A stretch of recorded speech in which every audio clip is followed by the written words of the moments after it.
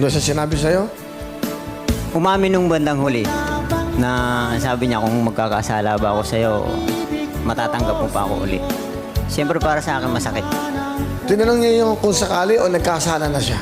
Yun ang tanong ko. Sabi ko, bakit nagkasala ka na ba? Sabi niya, hindi na siya sumagot. Tapos yun na, yung umamin na siya na may karelasyon na siya. Hanggang sa pag-uwi rito, sinama sa bahay. Ha?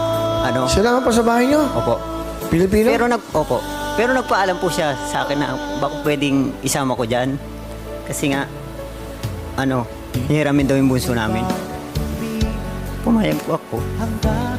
Pumayag ka? Para sa mga bata, gusto nila makita eh. Gusto nila makita yung anak ko.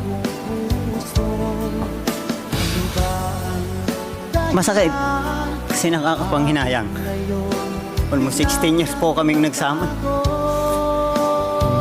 Nang dahil dun sa pangarap namin. Bakit mo siya pinayagan kasi mag-abroad?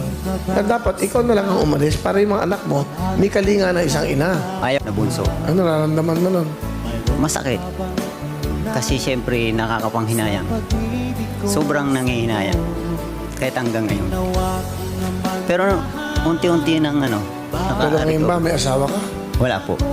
Hindi ko magawang dahil yung mga anak ko, 4 na sa akin eh. Lahat ako lang tumataguyod. Ay wala naman akong ko.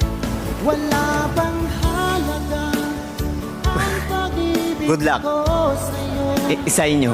Tapos kahit pa paano mag-ingat ka pa rin lagi para sa mga anak mo.